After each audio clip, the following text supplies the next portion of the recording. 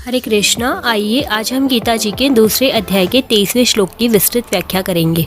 नैनम छिन्दन्ति शस्त्राणि नैनम दहति पावकः न चैनम क्लेद्यन्त्यापो न शोष्यति मारुतः। अर्थात शस्त्र इस शरीर को काट नहीं सकते, अग्नि इसको जला नहीं सकती, जल इसको गीला नहीं कर सकता और वायु इसे सुखा नहीं सकती। व्याख्या है, नैनम छिन्दन्ति शस्त्राणि, इस शरीर को शस्त्र नहीं काट सकते क्योंकि ये प्राकृत शस्त्र वहाँ तक पहुँच ही नहीं सकते। जितने भी शस्त्र हैं वे सभी पृथ्वी तत्व से उत्पन्न होते हैं। यह पृथ्वी तत्व इस शरीर में किसी तरह का कोई विकार नहीं पैदा कर सकता। इतना ही नहीं, पृथ्वी तत्व इस शरीर तक पहुँच ही नहीं सकता, फिर विकृति करने की बात तो दूर रही। नैनम दहति पावकः, अग्नि इस शरीर को जला नहीं सकती क्योंकि अग्नि वहाँ तक पहुँच ही नहीं सकती। जब वहाँ तक पहुँच ही नहीं सकती तब उसके द्वारा जलाना कैसे संभव हो सकता है। तात्पर्य है कि अग्नि तत्व इस शरीर में कभी किसी तरह का विकार नहीं उत्पन्न कर सकता। न चैनम क्लेद्यन्त्यापः, जल इसे गीला नहीं कर सकता क्योंकि जल वहाँ तक पहुँच ही नहीं सकता। न शोष्यति मारुतः, वायु इसे सुखा नहीं सकती। अर्थात वायु में इस शरीर को सुखाने की सामर्थ्य नहीं है क्योंकि वायु वहाँ तक नहीं पहुँच सकती। तात्पर्य है कि वायु तत्व इस शरीर में किसी भी तरह की विकृति नहीं पैदा कर सकता। पृथ्वी, जल, तेज, वायु और आकाश, ये 5 महाभूत कहलाते हैं। भगवान ने इनमें से 4 ही महाभूतों की बात कही। ये पृथ्वी, जल, तेज, वायु इस शरीर में किसी तरह की विकृति नहीं कर सकते, परंतु 5वें महाभूत आकाश की कोई चर्चा नहीं की। इसका कारण यह है कि आकाश में कोई भी क्रिया करने की शक्ति है ही नहीं। क्रिया करने की शक्ति तो इन 4 महाभूतों में ही है। आकाश तो इन सबको अवकाश मात्र ही देता है।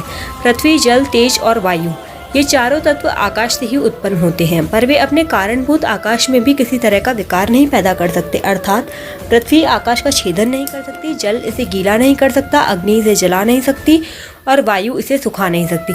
जब ये चारों तत्व अपने कारणभूत आकाश को, आकाश के कारणभूत महतत्व को और महतत्व के कारणभूत प्रकृति को भी कोई क्षति नहीं पहुंचा सकते, तब प्रकृति से सर्वथा अति शरीर तक ये पहुंच ही कैसे सकते हैं। इन गुणयुक्त पदार्थों की उस निर्गुण तत्व में पहुंच ही कैसे हो सकती है।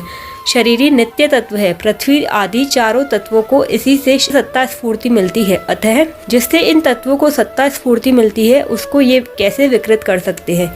यह शरीरी सर्वव्यापक है और पृथ्वी आदि चारों तत्व व्याप्य है, अर्थात शरीर के अंतर्गत है। अतः व्याप्य वस्तु व्यापक को कैसे नुकसान पहुंचा सकती है, उसको नुकसान पहुंचाना संभव ही नहीं है।